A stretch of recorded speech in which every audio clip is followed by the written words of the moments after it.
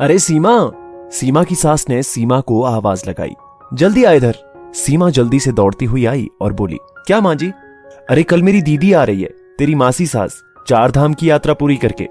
Phone आया अभी अभी, उनके स्वागत की तैयारी में लग जा, कल सुबह जल्दी आ जाएगी वो। दीदी को मेथी के परांठे बहुत पसंद है, मेथी साफ करके रख देना अभी, और वो कमरा भी जिसमें दीदी रुकेगी उसकी सफाई भी कर दे।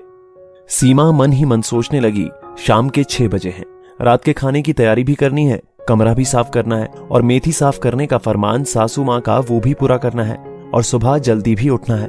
काश कोई उसकी कुछ तो मदद कर दे, पर मदद मांगे किससे? माँ और बेटा मैच देखने बैठ गए, मैच देखते हुए भी मेथी साफ कर सकते हैं, पर नहीं, खुद तो आकर बोलेंगे नहीं कि कोई काम है तो हमें बता दो। मैं बोलूंगी तो 2 बात और सुनने को मिलेगी, इससे अच्छा मैं खुद ही कर लेती हूँ। ये सोचकर सीमा खुद ही सारा काम करने लगी। वैसे भी आज तक उसके पति अमित ने जब भी किसी काम में उसकी मदद करनी चाहिए, माँ जी ने जोरू का गुलाम बोलकर उसका मजाक उड़ाया। इससे अमित ने गुस्सा होकर सीमा की घर के कामों में मदद करना बिल्कुल ही बंद कर दिया। सीमा ने भी फिर कहना बंद कर दिया, उसको अमित के साथ शांति से जीना था। काम करते करते रात हो गई, सीमा थक कर सो गई। सुबह मेन डोर की घंटी से नींद उड़ी। मौसी जी आ गई थी। सीमा की सास अपनी बहन को देखकर बहुत खुश हुई। सीमा और अमित ने मौसी जी के पांव छूकर आशीर्वाद लिया। सीमा चाय नाश्ता बनाने चली गई और अमित मौसी जी के पास ही सुबह का पेपर लेकर बैठ गया। सीमा की सास बोली, दीदी आपको भी अमिता की शादी में ही 4 धाम की यात्रा सूझी, अपनी इकलौती भांजी की शादी में आप आ नहीं सकी। नाराज है अमिता आपसे, और मैं भी। मेरी एक ही बेटी और मेरी बहन ही शादी में नहीं आ सकी। मौसी जी ने सीमा की सास को मनाते हुए कहा, अरे छोटी मान जा, माफ कर दे। क्या करती, कब से 4 धाम की यात्रा का सोच रही थी।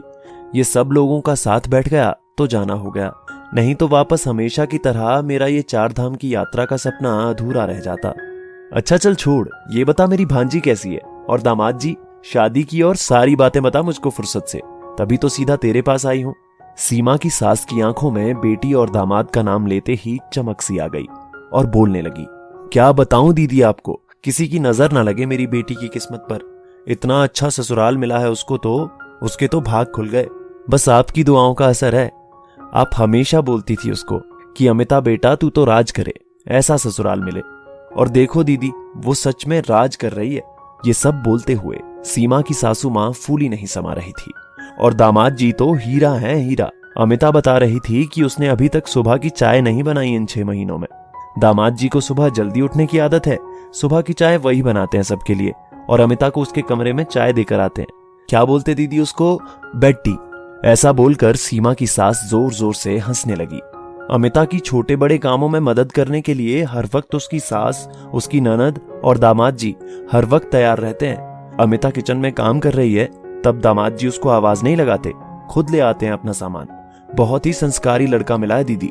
5 दिनों से मुझे भी फोन करके तबीयत के बारे में पूछते रहते हैं। सच दीदी, ऐसा दामाद जिसको मिल जाए उसका तो जन्म सुधर जाए। मैं तो वारी वारी जाती हूँ दामाद जी पर। मेरी अमिता की पसंद नापसंद सबका ध्यान रखते हैं। सारा दिन हाँ अमिता करके उसके आगे पीछे लट्टू हुए फिरते हैं। जिस माँ की बेटी का ऐसा पति हो वो तो बहुत खुशनसीब होती है। बेटी की तरफ से चिंता मुक्त हो गई दीदी, मैं तो चैन की नींद सोती हूँ। और जोर जोर से हंसने लग गई सीमा की सासू माँ और साथ में मासी। इस बीच अमित वहां से उठ जाता है और रसोई की तरफ जाने लगता है। तभी माँ बीच में बोलती है, अरे तू किचन में क्या लेने जा रहा है, पेपर पढ़, आवाज लगा दे सीमा को यहाँ से चाय नाश्ता के लिए। अमित पीछे मुड़ता है और माँ से बोलता है, नहीं माँ, मैं आज से सीमा को बाहर बैठा हुआ आवाज नहीं लगाऊंगा, बल्कि रसोई में जाकर खुद मुझे जो चाहिए होगा मैं ले आऊंगा। छुट्टी वाले दिन जितना संभव हो उतना उसका हर काम में हाथ बटाऊंगा। आज मुझको पता चल गया आपकी बातें सुनकर, अगर पति अपनी पत्नी की किसी काम में मदद करे, उसकी पसंद नापसंद के बारे में पूछे, प्यार और इज्जत से बात कर ले, तो वो जोरू का गुलाम नहीं होता, बल्कि ऐसे व्यवहार और प्यार से तो पत्नी खुद अपने पति की शुक्रगुजार हो जाती है। और पत्नी नहीं बल्कि उसका परिवार और उसकी माँ की तो पूरी चिंता दूर हो जाती है, जैसे आपकी चिंता दूर हो गई अमिता को लेकर। मुझको तो खुद पर शर्म आ रही है कि ये बात मैंने पहले क्यों नहीं सोची। काश सीमा की मम्मी भी आपके जैसे अपने दामाद के बारे में, यानी मेरे बारे में किसी को इतना खुश होकर बोल सकती। पर चलो कोई बात नहीं, जब जागो तब सवेरा। आज से मुझको भी आपके दामाद जी जैसा बनना है माँ। पीछे चाय नाश्ते की ट्रे लेकर सीमा खड़ी थी और वो अपने इस नए रूप वाले अमित को देख रही थी। आंखों के कोर गीले हो चुके थे। सीमा को अमित ने शरारती मुस्कान से देखा। सीमा को लगा चारधाम की यात्रा मासी जी की पूरी हुई और फल उसको मिल गया है। आज मौसी जी के लिए सीमा गरम गरम मेथी के पराठे बनाने के लिए खुश होकर किचन में दौड़ गई। पीछे से अमित भी आ गया और उसकी मेथी तोड़ने में मदद करने लगा। दोस्तों, कैसी लगी आपको मेरी कहानी? अगर दामाद बेटी को खुश रखता है तो वो हीरा है, और अगर बेटा बहू को खुश रखे तो वो जोरू का गुलाम हो जाता है। इस मानसिकता को बदलने के लिए घर के बेटे को ही पहल करनी पड़ेगी। दोस्तों, आपकी इस वीडियो के बारे में क्या राय है नीचे कमेंट करके जरूर बताइएगा। और अगर आपको ये वीडियो पसंद आए तो इस वीडियो को लाइक करिएगा, शेयर करिएगा ज्यादा से ज्यादा लोगों तक, और ऐसे ही और भी इंस्पिरेशनल वीडियो के लिए सब्सक्राइब करें हमारे YouTube चैनल को और Facebook पर फॉलो करें हमारे पेज को। धन्यवाद।